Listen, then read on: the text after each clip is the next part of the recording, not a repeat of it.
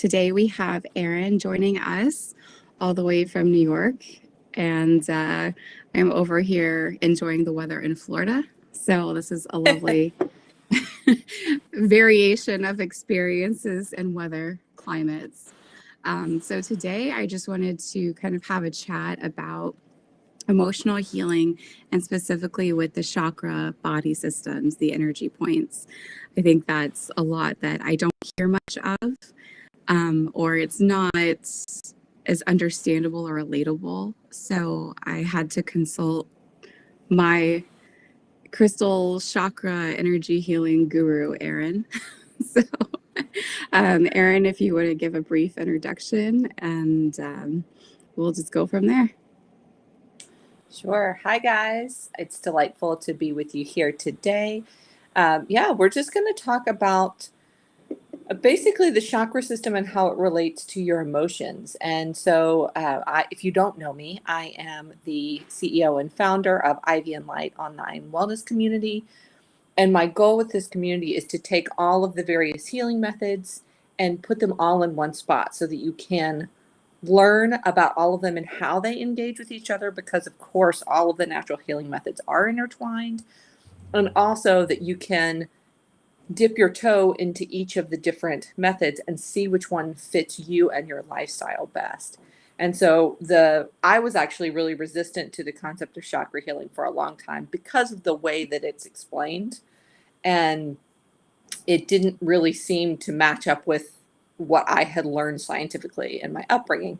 And then once I started diving into crystal healing, got my crystal healing certification, and through all of that, there was a light bulb moment where I realized, oh, it just makes sense. It's not like some other thing I have to learn. It's literally just an explanation of how nature works. Got it. So hopefully we'll make it clear like that for you today in this chat.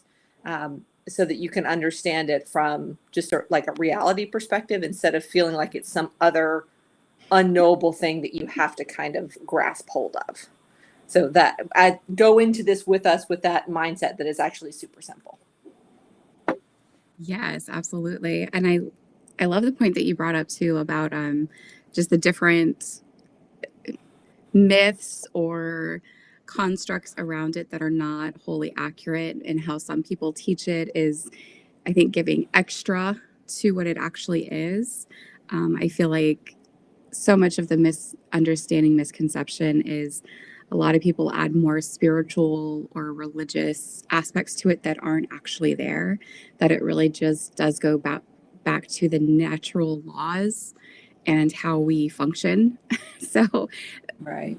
I think reducing that stigma and getting back to just the truth, however one wants to teach it is their own thing. But what we both agree and align with is just what is it in itself.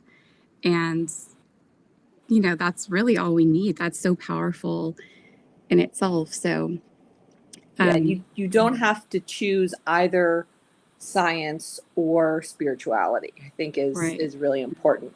That a lot of times people come from a perspective of, if I believe this one thing, that means I can't believe anything else that I don't currently understand. Yes. And, as scientists, the whole premise of science is to set aside your preconceptions, right? Yes. And just test things. And I know you've talked about that a lot. Just see what happens, research it, test it, then come to a conclusion. And so that's the beauty of the natural healing world, and pulling that into what we understand about biology, nature, plant life, geology, all of these things, trying to combine them together and then explain them to people in a way that doesn't make anybody feel left out, right? Yeah, absolutely. And I think in my own journey too, just realizing that there's a little bit of truth everywhere and a lot of untruth and things that kind of go sideways, but bringing it back has definitely been huge in my own healing journey, as well as being open-minded to just try those things, because we're all brought up in a box in our own little boxes. And it's a bit, I call it hubris, to think that our own box is always 100% accurate and no one else is. So that has been huge for my own healing. And then you have, of course, helped me in various ways. So that's just kind of another aspect of why I wanted to even have this conversation. If it sparks something in someone else and leads to their own healing in some aspect, then I think we're both very happy at the end of the day for that. Absolutely. So I'll preface this that you were a huge catalyst for me helping with my thyroid and adrenal issues. And the one necklace that you made me with the crystals, I got to wear that every day and just focus on my healing. And then realizing that the emotional connection to the throat chakra, where the thyroid is, was related to my voice. And going into that, having to focus on using my voice. And that was a deep emotional wound inside of me growing up in my household where I didn't have a voice, where it wasn't respected. So the more I kind of dealt with that emotional aspect of it, I noticed that was a correlation to the physical aspect, which we know that. Right. But that was just huge for me. That was my first merging really of the physical and emotional aspects of healing, and that they do have to go together. And that for that physical aspect was just that final warning sign, letting me know the emotional junk I needed to go through and unpack and take care of. So that's with the Absolutely. throat chakra. So if you could kind of start touching on the others and the emotional aspects of the different chakras or body systems, that would be awesome. Absolutely. Yeah. So, I'll go through each chakra for you guys, and then the general emotional and physical. Um, what the term is, this is the seat of this emotion, the seat of, this physical aspect. And before I dive into that one, I had the same journey, which was why I was able to help you with your thyroid, because I knew I had a thyroid problem. I actually was sick for a long time before I found out it was a thyroid problem, right? But then once I discovered that, then actually my medical doctor helped me to understand the way that stress is connected to your thyroid issues, and your throat chakra is where you process stress.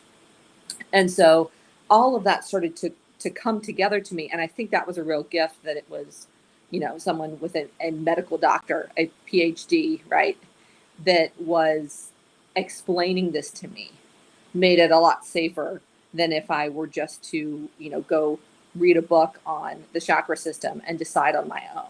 So somehow that makes it a lot easier to dive into when you've had somebody who is prescribing you medication and is also telling you that you need to look at the emotional side of things. For us Westerners, right, that's a real gift. So the other thing I want to say before we dive into this, because this may be a question that you guys have as you listen in, sometimes it is that the emotion comes first, and then, like you said, it's a domino effect, and you end up with that issue at the end. The thyroid issue from not being able to speak your truth, from an overwhelm of stress, from whatever it is that's in that area of the body. Also, we have all of these physical things about our bodies that we get through DNA from our parents.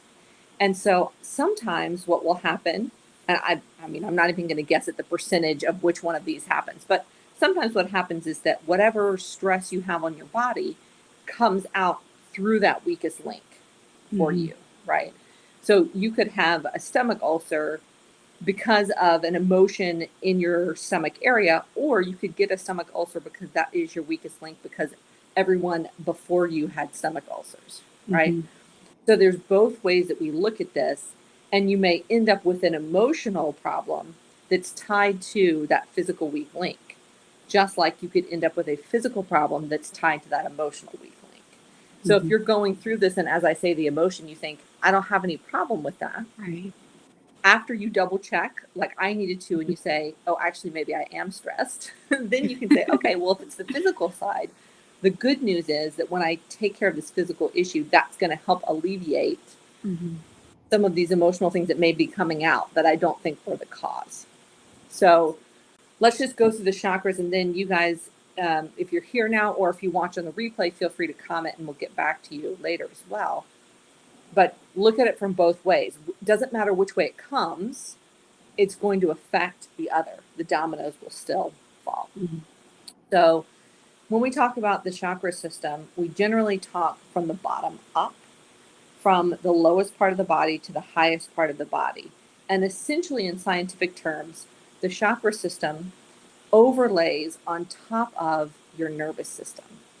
So we have within our body, along our spine, all of these bundles of nerves, the nerve ganglia, which are bundles of nerves because they're headed towards one of the major organs of the body.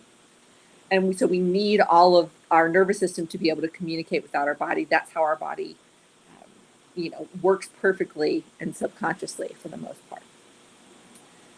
From the Eastern traditions, from Ayurveda, etc., we have a different understanding of energy, which is there are energy centers in the body from which the energy flows out. And the idea of the chakra is a wheel of energy spinning out into the body. And they seem very different, but when you actually look at our physical body and lay them on top of each other, you realize that they're just two different ways of describing the same thing that's happening. Mm-hmm. So your root chakra, which is at the tail, your tailbone, the base of your spine, this lines up with the nerve ganglia at the base of your spine. Then we have the sacral chakra, which is right below your belly button. Then the solar plexus, which is right around your rib cage, underneath your rib cage. Then the heart chakra, which is at your heart, obviously. The throat chakra at your throat. The third eye or brow chakra, which is right between your two eyes. And then the crown chakra at the top of your head. So from a physical perspective, if we go up the body, we have your sex organs at the bottom and your adrenals. Then we move up to your solar plexus, which is your liver and your gallbladder, your heart, which is obviously your heart, but also your lungs, your throat, which is your thyroid, and then any of these other like ear, nose, throat issues. I used to get a lot of throat infections. That's the same thing. Mm-hmm. Then your brow chakra, which is obviously your eyes, your ears, your brain, but also your pituitary, and then your crown chakra, which is actually both all of your nervous system comes from, your brain, obviously. So that's the physical element and the physical part of your body that you might be experiencing discomfort or dis-ease, right? Lack of ease within the body. If you then map onto what we have a history in both Eastern and Western culture of an understanding of where emotions sit in the body, mm-hmm. Then we have the root chakra being the base of the spine, the anchoring part of your spine, that having to do with the sense of safety and basic needs.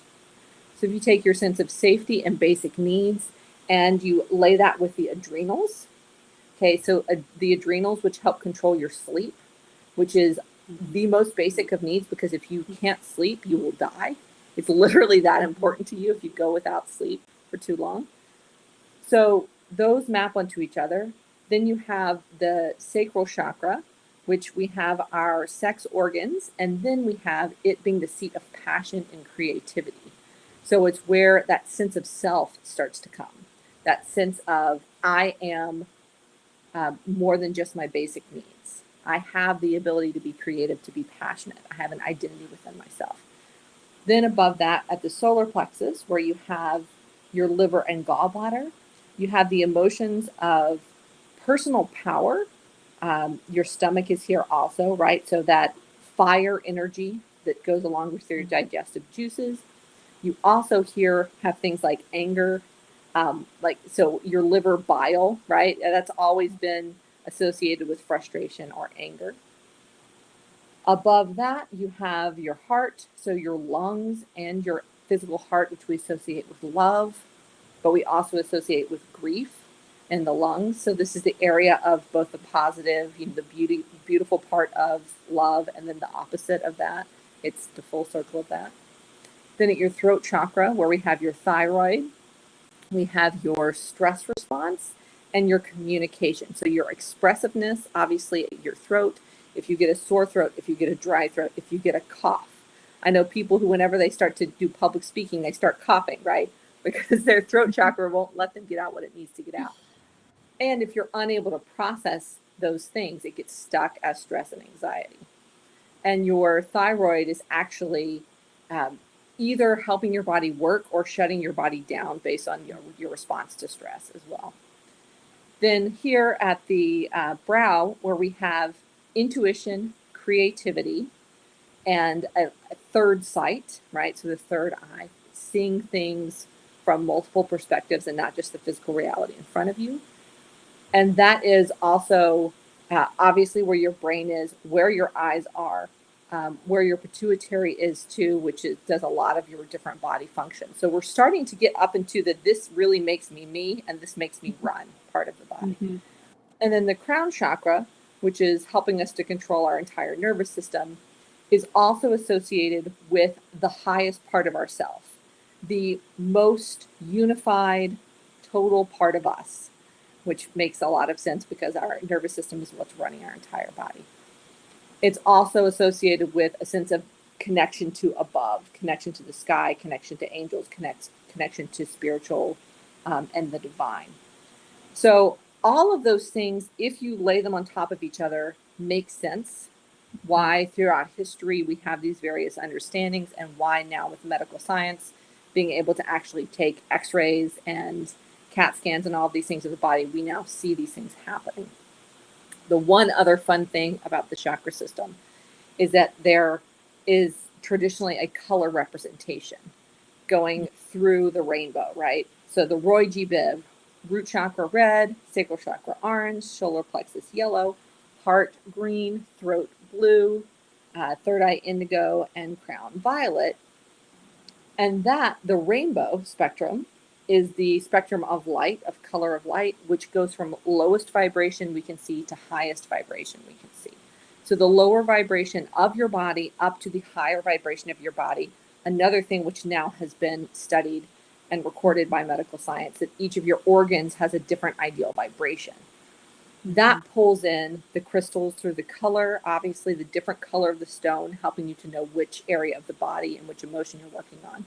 And essential oils, because we talk a lot about frequency with essential oils too, the higher frequencies and the lower frequencies. So one note that's really important when you hear people talk about high vibe or low vibe things, this is another, or like talk about misinformation.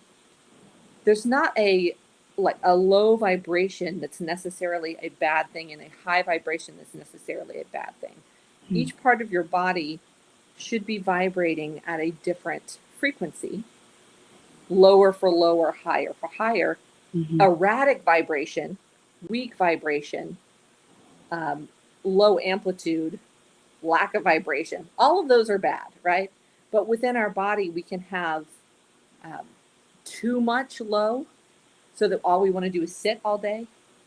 And we can have too much high, where we get anxiety, overactive mind, inability to sleep, etc.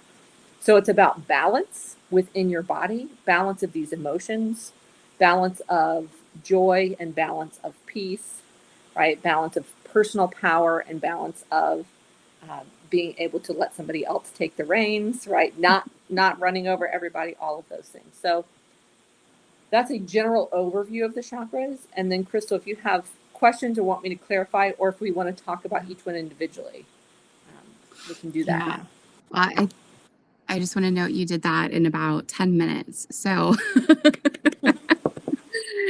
practice. That's why you're my guru. Because you could just churn it out and in a way that makes total sense. But I did want to go back and touch on the point of the medical aspect of it.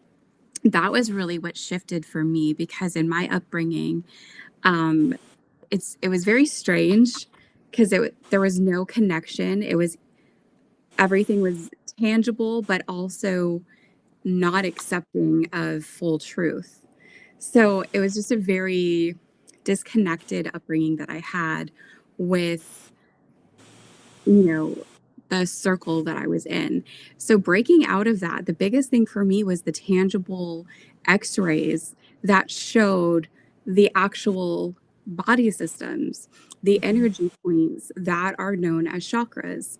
So for me to have that tangible evidence that it wasn't just some nice whimsical talk or something was the huge catalyst for me to start looking into it even more. And like you had mentioned about, I had already learned about the frequencies of the body organs as I was looking into healing, and then essential oils, then learning more about the crystals and the food we eat, especially. That was where I started, was how the food affects the different body systems. And then realizing that what I had thought was taboo or something totally different was actually just congruent with everything I was already learning, which is all in nature and how we are actually created.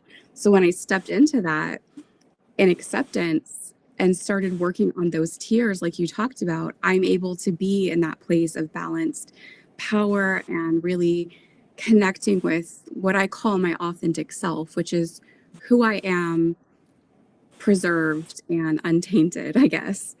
And that is where so much of that healing has come from for me, is accepting and then aligning and then kind of working at it together. So especially you mentioned the sleep. And for me, I had horrible adrenal issues and was maybe getting 4 to 5 hours of sleep a night. So going back to that, it's like, well, I know I need to take care of that for my thyroid to get better. Sleep is the first. So then the emotional aspect of it, the root, really working on that and going, I am safe, I am secure, I am grounded.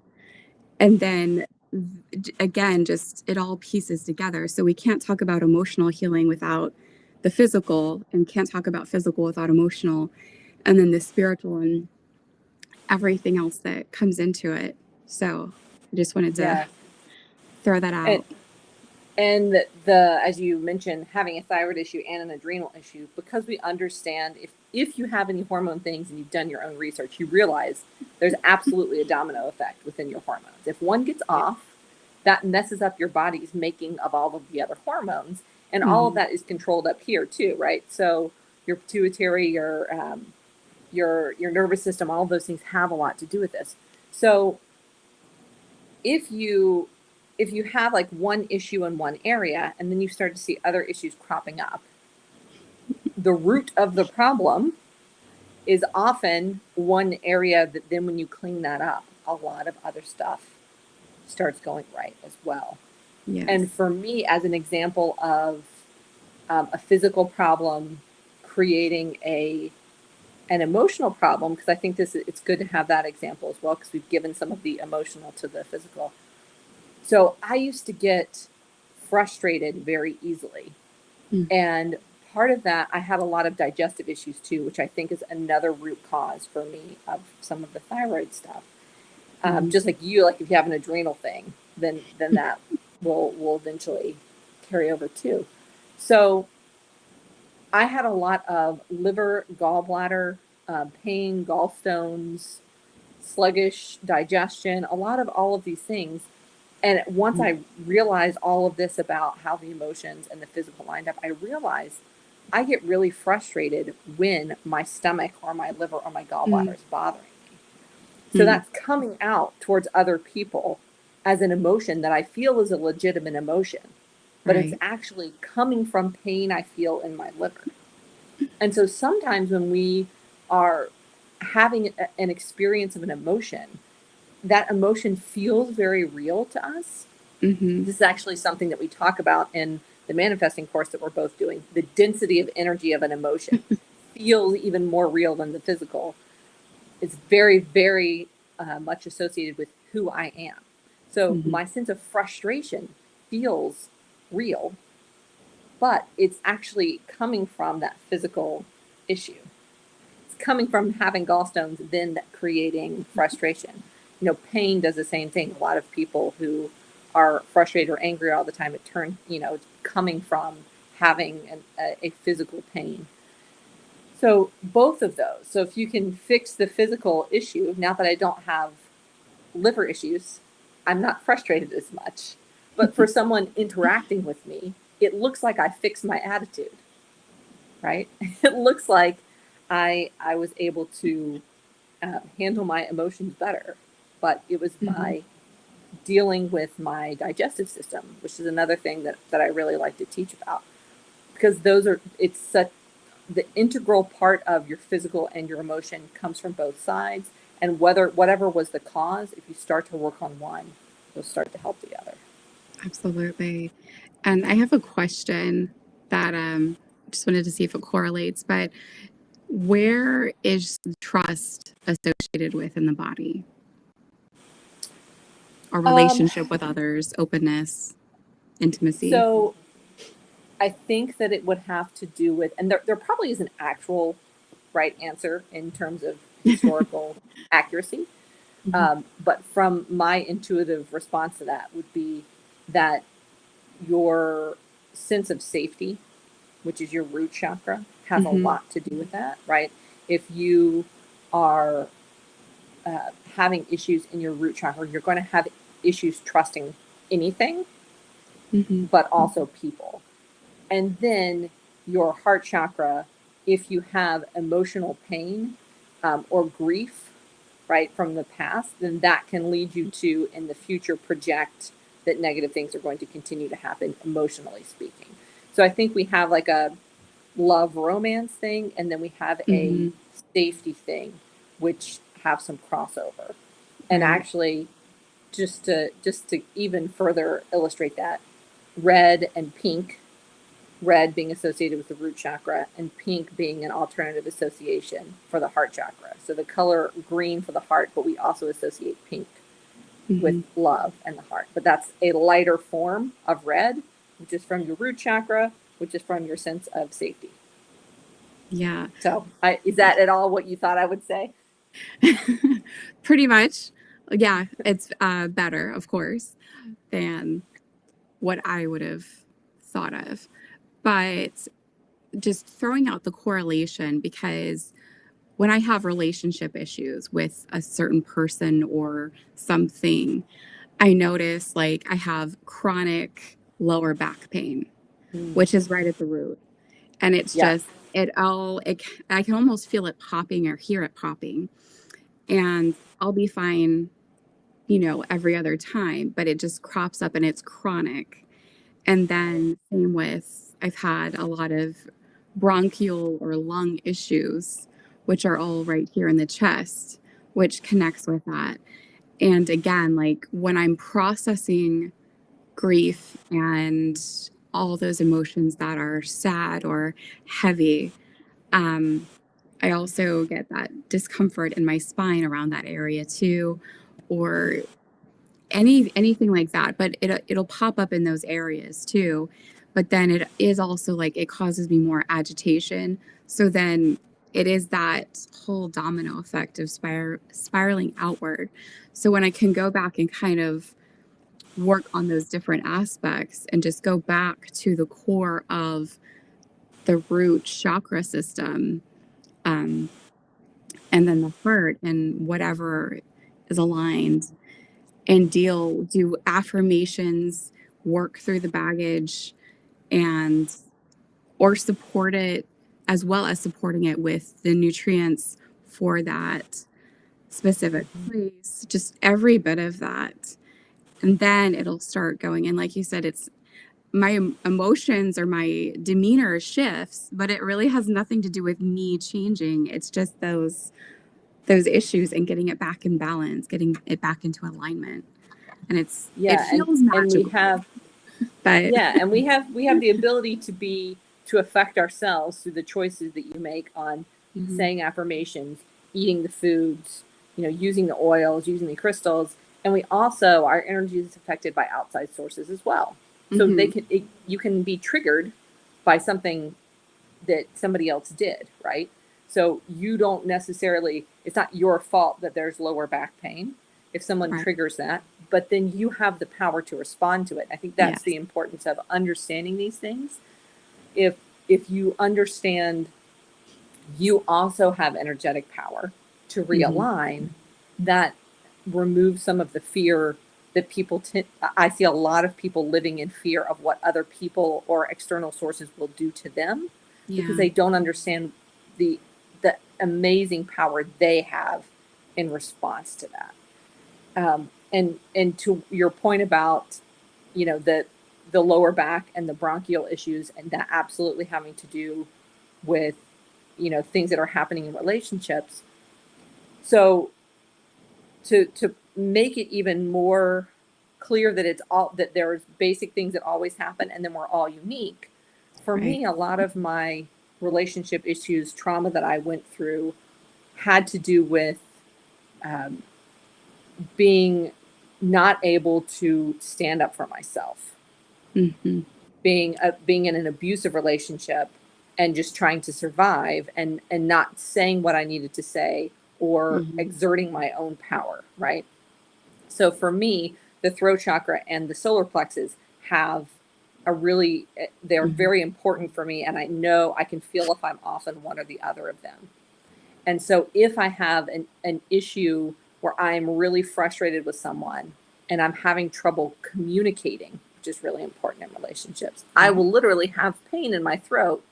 And I know that I need to process it either silently or by speaking to someone. But I can't just let that feeling sit there, because then all I'm doing is storing that energy and letting it continue to be there. And the other thing with the solar plexus, I will very often get into a place where I feel stuck in life because I'm not utilizing my personal power. And then I'll get so angry or frustrated that I can break through that. And then I actually am able to feel better, right? If I process the anger, I will actually work myself up into frustration and then finally exert my personal power, balancing that out. And then I can move forward. So there's value in all of those things. There's value in having that pain so that we know that something's going wrong there. Yes. There's value in being able to react and readjust. There's also value in allowing that emotion to push us forward. And one thing that we talk about a lot also in the course is releasing, right? This whole month in the manifesting course, we're doing releasing. And one of the things that I've said repeatedly is, if you're going to say, I release whatever this emotion is that no longer serves me in a positive and productive manner, that sentence allows you to realize and accept and appreciate the fact that actually there is value in every emotion that we experience. So I release frustration, which no longer serves me in a positive and productive manner. Sometimes frustration serves me, but I realize it's not serving me right now. It's keeping me from being able to, appropriately communicate with someone, or it's keeping me in this negative vibe when I want to be in a positive one, whatever the case may be. But processing, aligning, rebalancing, acknowledging, releasing, appreciating, all of those things are part of the healing process. And they're all very emotional words, and they're not very physical words, but they also tie in because they're all connected together. So releasing frustration can help with liver issues.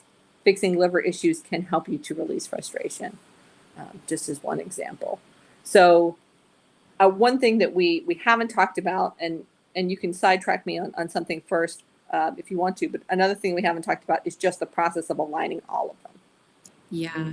Well, definitely, I want to mention something first, and then definitely I'd love to get into that for the fullness of the conversation and anyone who may be watching. So going back to that, for that perspective, like the repeating patterns, like you acknowledge one of your patterns in the core areas. For me, when it's either or. So if I feel insecure or something shakes up my sense of safety or security in some way, I feel fear or something, then that absolutely affects my relationships. And my pattern is to automatically shut down, and then my mind shifts all of a sudden from people are lovely and I feel safe and comfortable to I have to guard myself and protect myself. It just immediately closes in on that. And then flip side of that is if I do have a relationship issue with any person or something, then that will go back into my root system of my sense of security. So for me, those are patterns for me of my default, is what I say. So if I can acknowledge that, then I can kind of break that pattern if necessary, or just say those things, remind myself, I'm safe, I'm safe, I'm safe. This person, what can I learn from this? Them, and going back, like you mentioned, your history, my history is of abuse, and that goes right to the core, the root of safety. So if my environment doesn't feel safe in any capacity, then that shifts everything, and I can no longer express or love or have those connections as I want to, and it just shuts everything down. I can't be creative. I can't do that because it all goes back to that root. So Right. that's a trigger for me that does shift everything to what I consider imbalanced. But then realizing, okay, it's just my sense of security that was shaken. So now if I can reestablish my security and feel more secure, um, do away with that, look at the reality of it. What can I learn from this? What is it trying to teach me? What can I let go of? Or what is helpful for me right now? How is this trying to protect me? How is it not actually helping me? And then letting it go. And then I can start getting back to me. And like what I see is a lot of people just staying stuck in that, like that feeling becomes so real. And I also have had anxiety and panic attacks, which go back to that core root safety feeling, that structure. So again, it all ties back into that. And I would love for this to be talked about more in the medical community or in general, because I think people need to understand this, that they don't have to define themselves by their symptoms or their reactions. They don't need to stay stuck in it. But we can be empowered even if we do get triggered by something or someone else, there's an issue and we react to it. That's not a bad thing, but we don't have to stay in there either. And we can flip it into this incredible empowerment, which is certainly what you have done for yourself and are teaching others to do, have helped me with. And, so knowing Yeah. that is huge, I think. Yeah, a lot of what you're describing and what I was describing too is that we have this a survival instinct that kicks in, right? Yeah. So this thing happened. My entire body and central nervous system and brain and all that stuff is reacting to that Mm-hmm. as okay, I need to protect myself. I need to be able to continue to survive. It's once we begin to integrate all of these things together and have the understanding through knowledge put into practice Mm-hmm. that we can begin to put into place reactions that help us to thrive, right? Yes. It's the survival versus thriving. And that allowing frustration, yelling at someone when you feel threatened, right, is a Mm-hmm. survival instinct. But if Yeah. you feel that emotion come up in yourself, and you know what it is and you know what it's responding to, and you realize this person actually doesn't have the power to make you yell, you now have other options of how to process that sensation, that emotion. You can now drink a cooling drink, lemon water, breathe in calming essential oil, all of these things that can Yeah. help you with whatever your reaction is. And now that allows you to rebalance instead of having to take that out on that person or having to shut down or having an anxiety attack, right? So Mm-hmm. now you're actually able to manage, which we'll talk about next in general, and then react better in those circumstances. And you're not, it doesn't have to be just an instinctual thing. You have the ability to know what's happening when it's happening. Um, Yes. and choose either to react one way or to react another way, right? So Mm-hmm. the other thing, in order to help us always to have a more balanced reaction, always to have a more healthy life, a more healthy both response and initial action from ourselves is to have balance throughout the body, is to not be relying too much on one or the other part of our system to get us through. And that is something that is, I don't know that it's really ever talked about. I think maybe in yoga, in Ayurveda, and that's all I can think of, where people really talk about the fact that if your system is aligned, then you will be able to function all around better, right? Oh, yeah. It's like a multivitamin. It's like the energetic version of taking your daily vitamins. So a funny anecdote that always pops up to me when I speak about the chakras is the fact that my degree is in flute performance, music performance. And I studied with a flute professor starting when I was maybe 16, who was very old school, very accomplished, and also a little hippy dippy. And so I remember the first lesson I had with her when she was explaining to me that my sound was not carrying, that my technique was not what it could be because I did not have aligned chakras. And I was like, what are you talking about? So we spent a lot of time like, nope, your solar plexus. No, your heart chakra. You need to lift. You need to, and so she was very much from that yogic perspective of getting the actual physical body in alignment. But she spoke about it through the chakra system as opposed to telling me that, the I don't know, X7, A5, whatever vertebrae is out of alignment, right? C7, your C7 vertebrae is out of alignment. She would say, your throat chakra. So from that perspective, and probably that's where some of my thinking this is weird comes from, because I had no idea what she was talking about.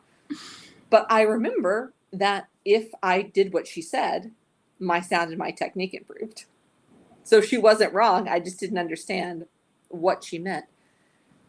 But so from that sense, that experience, I understand literally that physically sitting taller, as I'm now doing because I'm talking about it, and sitting straighter and on your sitting bones, right? Not collapsing forward, not leaning back, not, the more actually aligned you are physically will have a ripple effect in how you feel. If we hold ourselves up straighter, what do we immediately feel? More confident, right? If we can breathe more, we're getting more oxygen into our lungs. If we are aligning our spine, we're allowing our nervous system, our literal, brain and nerves to send better information more easily without being pinched anywhere. And then all of our body systems will flow. Yeah. So that is looking at it from the Western understanding, the physical, if I line everything up. And that's actually, I guess the other place that I've heard this described is in chiropractic. So if you go to a chiropractor, often they will actually have a map of the body and the different physical health issues that come from the different parts of the spine. And that was another early introduction I had to this. So the idea that if I'm physically aligned, I have better physical and emotional health. If we take it from the other side, the Eastern perspective of the vibration, if my vibrations are balanced, then I will have a better physical and emotional health. And so, yes, there's sitting up straight, there is having better posture, there are breathing techniques, there's all of that, but there's also literally is my root chakra vibrating too much, too little, out of sync? So amplitude and frequency, things that we understand from physics, those things will actually affect how well those parts of the body are working. So one of the best ways to go through your entire system and just make sure that you are giving it the balance that it needs is to use our tools, just like you would take a daily multivitamin, to use our tools like our affirmations, speaking life to the different parts of our body. I am safe. I am passionate. I am powerful. I am loved. I am expressive. I am connected. I am divine, right? Whatever you choose to be your chakra affirmations, going through each of those, repeating them. One way to know if you're out of balance is when you say one, if it just sounds like a lie, right? Yeah. Then now we know we have an issue because our brain is disconnected from that thing that we're saying. Then we take our crystals, the rainbow of colors that aligns with the different light frequencies, the different frequencies within our body, and actually doing a meditation where you focus on sending your breath, in yogic work, meditation work, literally feeling yourself breathing into the base of your spine, breathing into your belly, breathing into your liver, right? Focusing your attention on those areas of the body while holding that crystal in your hand, allowing the crystal vibration and your focus to align the two. Then you have the ability to take the essential oils that match each of those. Mm-hmm. So frankincense, orange, lemon, eucalyptus, what would be a good spearmint, rabbit Sarah, and spruce, or 7 that come to mind. And you again would have favorites for each of those areas. But breathing in each of those essential oils for each of the chakras and going through that process. And then, does it smell gross? Does it smell great? One thing we do when you guide me through the aroma freedom technique, and I'll say, oh, this smells like, a Foot Locker. This smells like rubber. This smells weird. Okay, so I know I need it, because that means that vibration, the frequency that's in that essential oil, is out of alignment with my body. And there's nothing wrong with that oil. So that means something in me is out of alignment, right? Right. The same thing if you have a strong reaction to color. I've worked with people before who've told me, I know that I have issues in my sacral chakra, but I hate orange. Yeah. I just can't bring myself to wear orange. I used to hate citrine, and I have a solar plexus issue.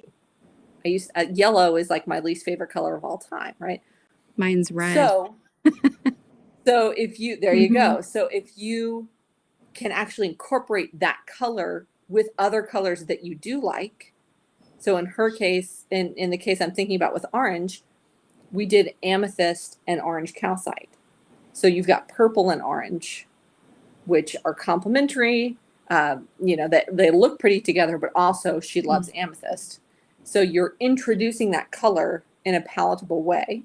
Same thing, herbs and foods that might be good for a part of the body, but you're resistant to that food, sneaking it in, right? So that you can realign, so that now your body is accepting of that herb or that oil, because you were reacting to not wanting to get back into sync, right? Now that you're in sync, now your body is accepting of that vibration because it's not out of frequency. And so another way that I can describe that for auditory people would be if you listen to music, someone's playing a beautiful piece of music, somebody comes in and they're playing it slightly sharper, slightly flatter, just out of tune. You wouldn't know, listening to the two people playing it, each one would sound lovely, but if they play it together slightly out of tune, now it sounds awful. Who's wrong? You just arbitrarily choose who's wrong. But once they get into alignment, now it sounds absolutely beautiful to have those two people playing together. So orange essential oil for your sacral chakra. Well, unless that orange essential oil has a bunch of stuff in it you don't want, if it's pure orange oil, what's the problem? Your sacral chakra, right? So you use the orange oil to help you get into tune with that orange essential oil. So you can literally do what I call an energy check. Go through all of your chakras and check which one feels off, and then spend more time meditating or go get the foods for that, or do some exercises for that. There are yoga positions, that you can do to open up and to heal different parts of the body, stretches you can do. So many, this is why I think that we should put all of the healing methods into one place, because you can, everything that we talked about, I've got about 20 different ways that you could approach healing that aspect, right? Yeah. But you've got to start with the knowledge, this base knowledge that the chakra system really helps us to grasp hold of this. Mm-hmm. Starting from there, now you've got about 4 million different things you could do for each issue based on a basic understanding of how the body works. Absolutely. And all amazing information. I want to go back before I forget about it and touch on that whole wellness and alignment. So one of the things, of course, I knew my adrenals and thyroid were way out of whack. So I needed sleep and I needed to reduce stress so I could sleep and create that healthy outward spiral. But the biggest thing too is going back and working on my core body structure and everything. So like I have gone into gymotherapies, which are taking the essence from the plant buds, that pure, like nutrient rich stuff from the plants. And that has helped tremendously as well. So I started working on the core, and then I would do muscle testing or the sway test for anything else, any other tools, including the gymotherapies, essential oils, anything else that has a frequency, you can do a muscle testing on. And Right. that, even more so than what we think, has helped me as well to go, okay, well, it's not what I thought it was. It's actually this. And like some of those foods that I was repelled by, you know, some of it I did need something else, but other things I thought I was drawn to were actually ones that I was already in balance or harmony with. So I didn't actually need it. That wasn't what my body actually needed or my emotions needed for support. So just again, having that open mind and being able to pause, which is so challenging in our Western culture. And really, I think it's all over now. Yeah. But taking that time out to pause and listen to ourselves first and really check in on these various waves is huge. And for me, when I started doing that, it saved me so much more time and effort, money, energy to just do that simple thing of checking myself first. And your, body scanning has been so helpful for me as well. So I want to make sure to have that link in the descriptions. Yeah, I love to do that meditation, and just because it's doing a guided meditation, much like doing an AFT with you, you're allowing, even me listening to my own voice, I'm allowing something to guide me through it. So I am only there in the moment responding, right? I'm not having to put a lot of mental effort into it. And I think that's the value of having a guided practice like that. And to your other point of taking time to stop, we were discussing before we jumped on here live, we're both feeling the full moon today, right? Both feeling like if I could just sit on a couch and not have to do anything, that'd be amazing. But years ago, I would not have known why I felt this way. I would not have understood that there's something going on that's making me feel this way. And I would not have appreciated it as valuable. Yes. I would have just thought, how annoying that I just feel like resting today. I've got to push through anyway. Whereas now I can appreciate, oh, actually today is a day to rest. Yes. Today is a day to not push, not, force things to happen that don't need to happen. It's okay if the email doesn't get sent. It's okay if there's couch time. It's okay if, there's, there are tears, or there is a nap, or there's whatever you need, because we are in balance with ourselves and the rest of our universe. Right.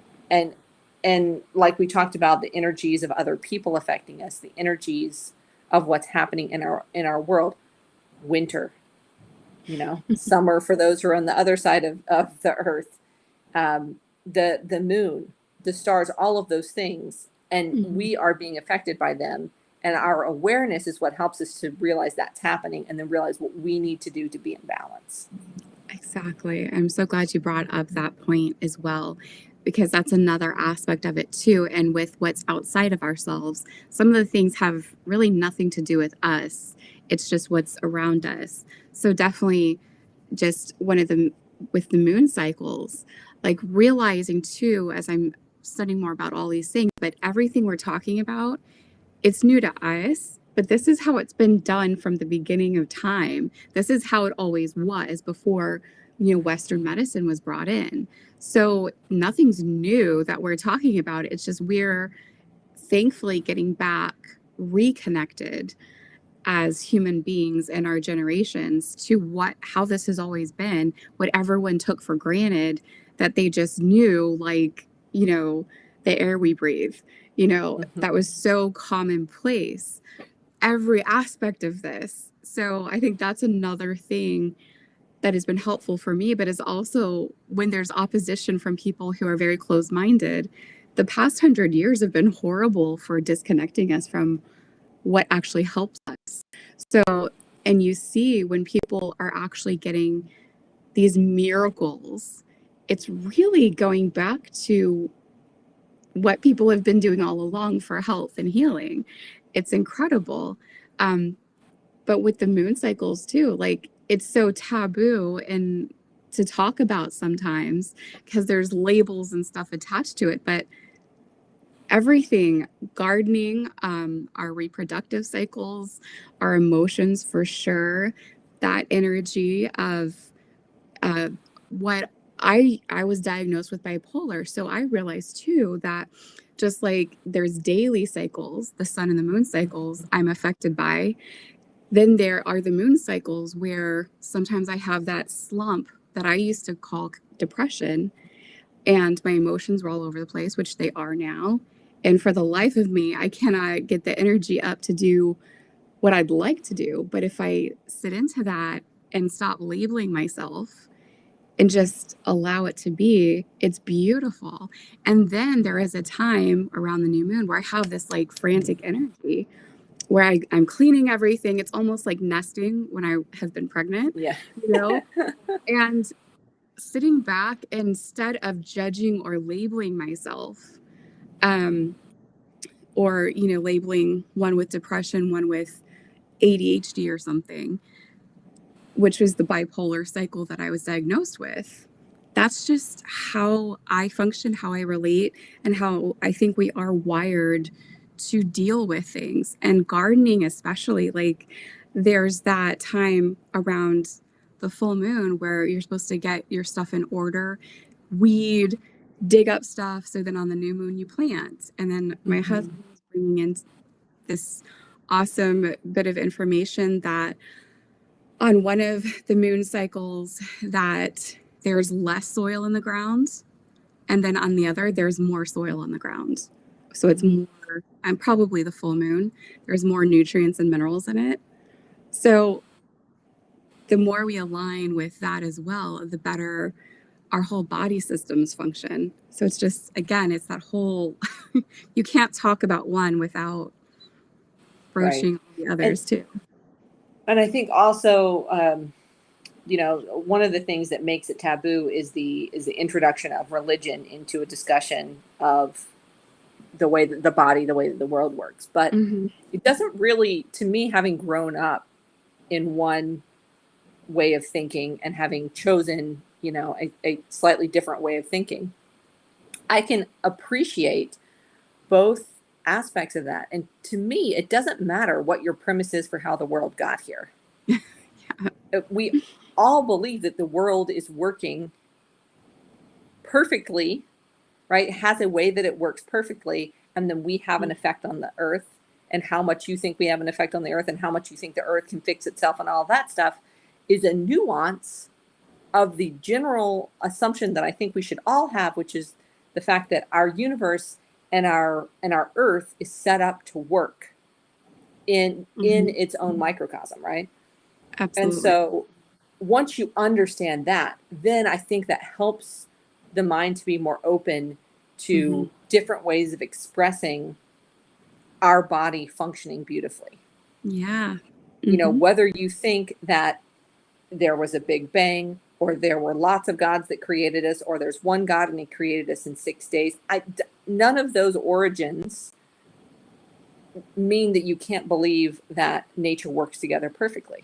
Exactly. They all should mean to you that nature works together perfectly. So once you are allowed, pull back that layer and realize, okay, no one is saying to you that because nature works perfectly, that means that it happened this way.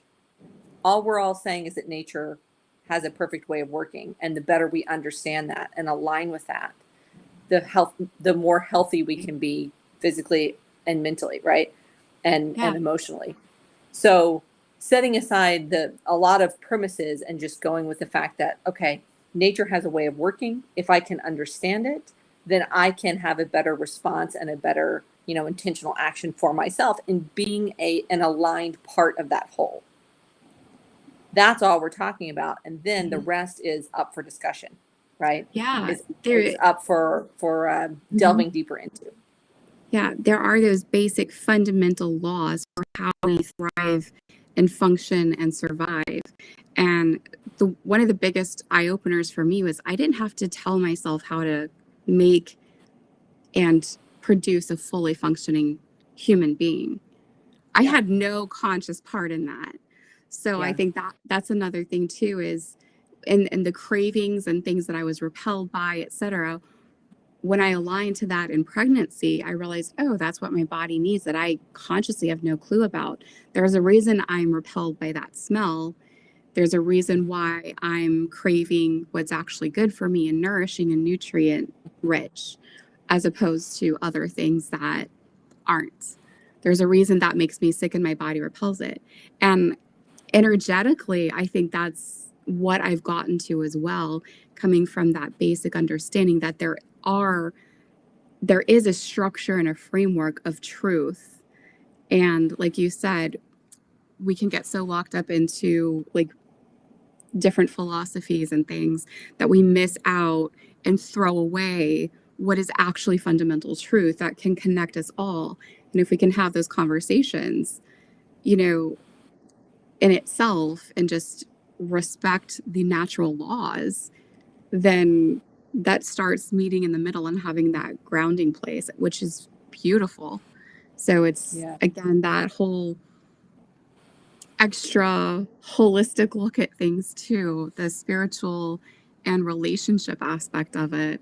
It just all flows so much better. We can let go of our preconceptions or what other people may have said who are ignorant or have had a bad experience, but you don't just throw out what's true just because one aspect was faulty or something. So and that we're responsible for our own understanding and our own lives and our own. So even if someone asks me, well, what do you think about this, or what should I do, or what's the right answer, I will always give them an answer and then encourage them to do further research, right?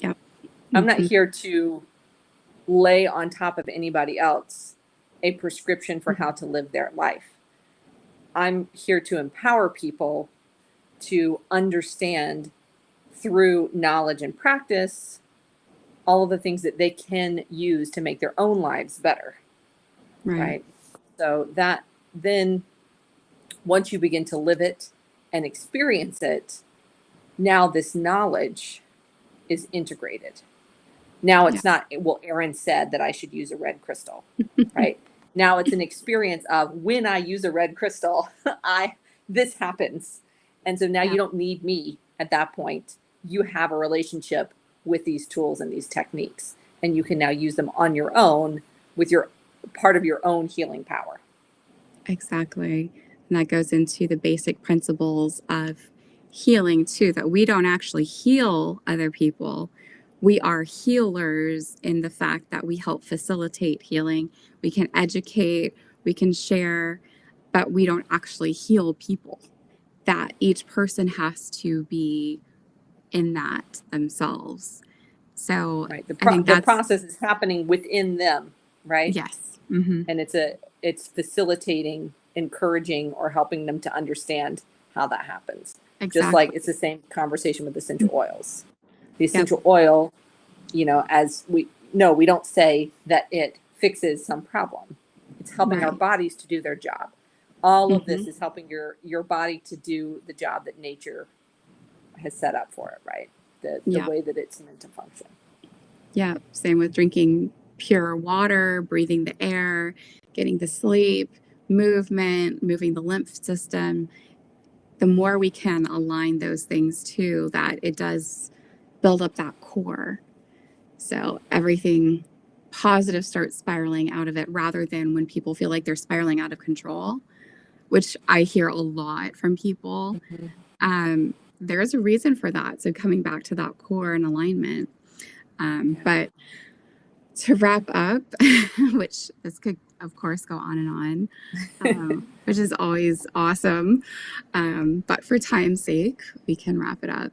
Is there anything else you feel is really important for anyone who may be watching and just would need to know, or what you maybe wish you would have known going into it? Yeah, I think the main thing is that it is understandable. It's not difficult. It's not esoteric. It's not, right? It is actually, all of the things that I teach and the way that I teach them is purposely for everyone. And that can mean either you already have studied this a lot and you're just going to get my perspective on it, or you have no idea and now you can understand it, freshly from go, and skip all of the confusion that those of us who had to learn it, piece by piece across the internet. When I teach it, I try to make it as combined as possible and as fluid and as clear as possible. So it is understandable. It is easy to apply it into your life. There are lots of ways you can apply it, and you can do it differently depending on your lifestyle. I have some of my clients who incorporate crystals and oils into their daily yoga practice, some into their meditation practice, some into making perfumes for themselves, some into, their exercise regimen, some into their journaling is their thing. So you get to choose what you do based on your lifestyle. And then I would think the two things, if you want to learn more, that I would point people to would be that energy check meditation, which you can put the link for them below, to go through what we talked about, but experience it instead of us just talking about it. And then if you want to understand more details on the chakra system, then my Intro to Crystal Healing workshop is the best, most clear and disseminated information that I have on that. And then that also will take you through a practice of applying it with the crystals. So more information on each chakra, more information on how it all goes together, the science behind it, and all of that stuff is really beneficial if you want to have more mental knowledge too, right? So that then you can teach others, or then you can integrate that into your own practice. Some of us just need to experience it, and some of us need to understand it. Absolutely. And I can attest that the way you talk about things, again, is very practical and simplified. So the average person does not need a PhD to grasp, or does not need to be tied to one specific philosophy, mindset, etc., just to be open to learning. And I can attest that it was so perfect for me that I could easily teach that to my children about just the natural laws. This is science and how we are. So just like anatomy and physiology, this is an extension of that I think everyone should be taught. That's a whole different rabbit trail and rant to go on in itself. Yeah. But highly, highly would recommend that for everyone too, to get started. And then as well as just experiencing that. So just the couple of going through it with the energy check and then actually getting the education to back it up and understand more of it. For me, I need both.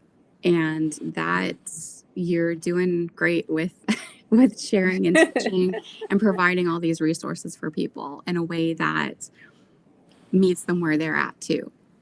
I think that's huge. So thank you so much. I could do this all the time and and always learn something new or get inspired and everything. So it was delightful. I always love talking about it. It's something even for me, another way to say it or a different example always comes up, which is really fun because I could talk about it in 10 minutes, or I could talk about it over, 7 weeks straight, right?